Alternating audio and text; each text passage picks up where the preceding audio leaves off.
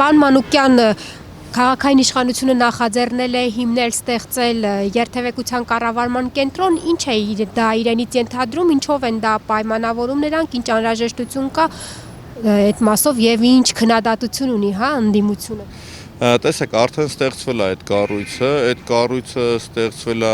Նիկոլ Փաշինյանի 1 օր հեծանիվ վարելու երեկոյան ժամերին առանց ախրանայի, առանց փողոցը փակելու, առանց պետական ապարատը փողոց դուրս գալու, այսինքն շարքային քաղաքացիների պես փորձել էր հեծանիվ վարել եւ հասկացել էր, որ քաղաքը խցանման մեջ է,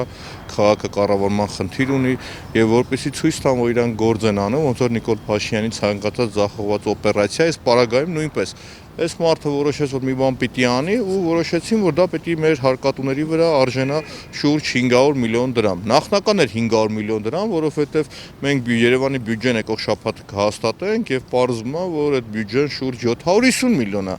Այսինքն 1 տարի հետո ասեմ, եթե տեսանք, որ քաղաքի բեռնաթափումը բեռնաթափվեց, լուծում չեղավ, դրա պատասխանատվություն կրողն ով է, 0 մարդ, ոչ մեկ չկա, այսինքն զուտ ցույց տան, որ Նիկոլ Փաշինյանը գործ արեց կամ ժողովրդի շուրջ այդ օրվա երեկոյան Facebook-ի ռիլը լրացնելու համար այդ շոուն իրանք ստեղծեցին։ Իրականում այն գործառույթները, որոնք որ պետական պատկան մարմինները պետք է իրականացնեին, դա Երևան քաղաքի տրանսպորտի վարչությունն էր, մի հատ էլ տենց խուճուճանով ունեն, դե կատվական չգիտեմ ինչ sense պոակ Երևանի ենթակայության տակ, որ պետք է նայեր հսկերեսաներ, տնօրենի աշխատավարձն 2 միլիոն դրամ է, ու մյուսն էլ մեր գային առաջվա կամ այսօր ազգային գվարդիայի մեջ այդ կառույցը ճանապարհային երթևեկության այս ամբողջ խնդիրները կառավարող բոլոր այս ստորաբաժանումները կային։ Այսինքն իրանք ցույց են տալիս, որ պետական ապարատը չի գործում, ինչպես բոլոր տեղերում, գործում է մենակ ընդդիմադիրներին ճնշելու, գործում է մենակ գործ կարելու, գործ սարքելու գործում։ Այս պարագայում այդ համակարգը չի աշխատում, ստիպված եկե 500 միլիոն դրամ մեր վրա բեռ են դառը, բայց ասում եմ 500 չի 750 է լինելու։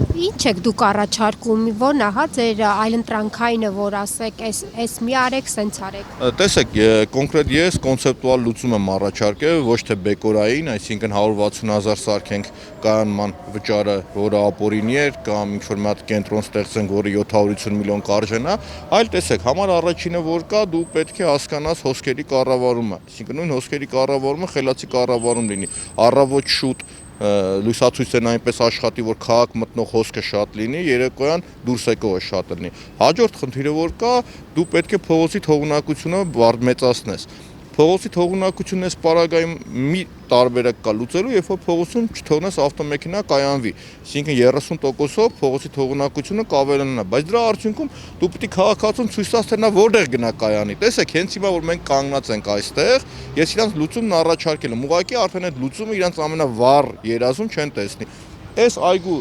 հետնամասում կա ավտոկայանատեղի, որը մասնավորին է, եթե չեմ սխալվում, Սամվել Կարապետյանի ընտանիքին է պատկանում, եւ այս մարդիկ փոխանակ գային խնդրեին Սամվել Կարապետյանին, խնդրեին այդ ընտանիքին, իրանց ասեմ դուք գնացեք, խնդրել եք, որ եկեք համագործակցեն, պետություն մասնավոր հատվածի համագործակցություն լինի, վերգետնյա պարկինգ մենք կառուցենք, հենց այդ հատվածը մի քանի հարկով, եւ դուք հաշվելով թե քանի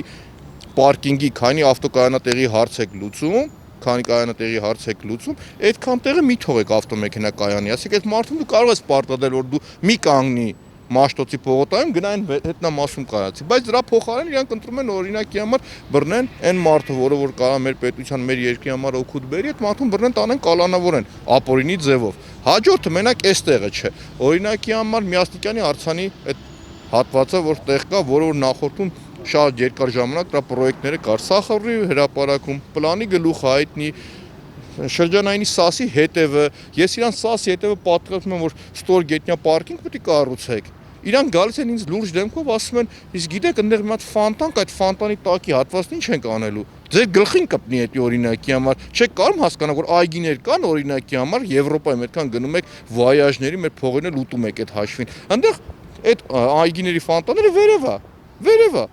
Այսինքն սա Եվրոպայում պարկինգները ստորգետնյա են, հասկանում եք, այսինքն դու պետք է պարկինգ կառուցես։ Մյուս կարևորագույն խնդիրը որ կա, ամենակարևորը, պետական ապարատը պետք է դուրս հանես կենտրոնից, հասկանում եք։ Հիմա գլխավոր դատախազությունը, որ եկե վերանգե հրապարակում, էլի, կներեք իմ էմոցիոնալ խոսքերի համար, հիմա որ իրան տանային օրինակի համար աշտարակում, կամ տանային 9-րդ մասի, մի քիչ օդը կարող է մաքուր լիներ, մարդկանց գլխին ավելի քիչ գործ կսարքեին, կամ կարող է ժամանակ օդը մաքուր լիներ, ուղղակի լավ աշխատել, հասկանալ որ մարդկանց գլխին գործ կարել պետք չի օրինակի համար, կամ օրինակի համար բդխն, գնացել է շրջանային նստել է, ինչ անի ես մեր ընկերները, ժողովուրդ ջան, այդ մարդկանց տարեք ուրիշ թե գնան աշխատանքի, կամ տեսչական մարմին ընդերքի,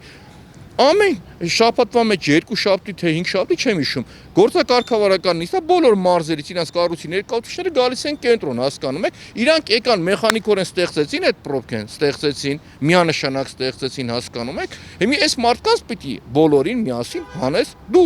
դուրս տանես դու, հասկանում եք, այսինքն հաջորդ քայլը որ կա, դա է, մյուսը որ կա, դա արժանապատիվ տրանսպորտն է, երբ որ ես քեզ ասում եմ դու քաղաք մի արի, հասկանում ես, արգելում ես մարդուն քաղաք գալը ավտոմեքենայով, ասում ես քո ավտոմեքենան գալիս է խցանում է ստեղծում, քո ավտոմեքենայով մի արի,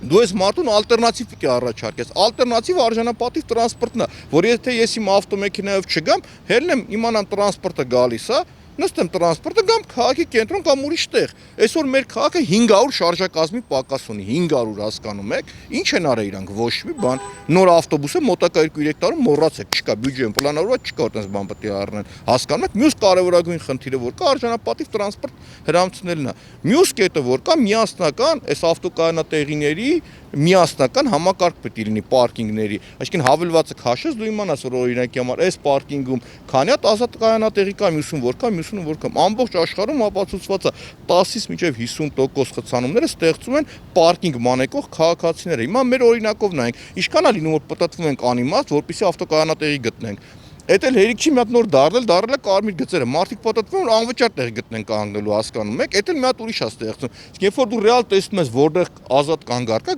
քշես կգնաս այնտեղ։ Ու տենց մի հատ ամբողջ շարք է, որ շարունակեմ շատ երկար կլինի։ Տեղ հասնում, ոչ։ Ասում եմ, մեկ իմ մոտ տպավորությունն է, որ այդ ինչ ասում ես, մի ժամանակ մտածում եմ որ ստեղից մտնում ես, ստեղից դուրս է գալիս, հիմա մտածում եմ որ կպտում ես, ստեղից ընկնում ես, նույնիսկ նեսը չի մտնում, որ մնացորդային մի բան մնա այդ մարդկանց գլխներում։ Իրենց ստեղծած կենտրոնը ձեր նշած այդ խնդիրներով չի զբաղվելու, իրենք չէ որ իրենք էլ գիտեն այդ խնդիրները, եթե ստեղծել են, ուրեմն պետք է լուծեն։ Գիտեք ինչ է, եթե մենք այդ տրամաբանությամբ գնանք, որ ամեն պետական պաշտոնյա իր անձնագրով, պաշտոնի անձնագրով իր գործառույթով պիտի զբաղվի, դուք տրամաբանորեն ճիշտ եք, բայց այդ գործառույթն իրականացնողները կան չեն անում։ Հիմա այս նորներին է բերել են տենց բարձր աշխատավարձով իրանց անուշ աղբերներին բերե գործի են տեղավորում։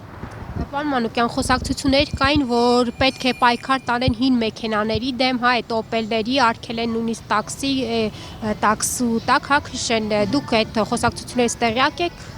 Տեսեք, նմանատիպ խոսակցությունները շատ է պատտվում, բայց դա բարոյական չեմ համարում, որովհետև մեր այն համաքաղաքացիներն, ովքեր ի վիճակի են օպել վարել, կամ ովքեր ի վիճակի են այս հին Mercedes-ը որ կա, կամ հին, չգիտեմ, Kia ավտոմեքենան կա, այսինքն ինչ այդ մարդիկ մարդ չեն, իրավունք չունեն կենտրոն գալու, հա, այսինքն իրանց երեխեքը իրավունք չունեն գան օրինակի համար այս երկաթուղուց մանկական օգտվեն, հա,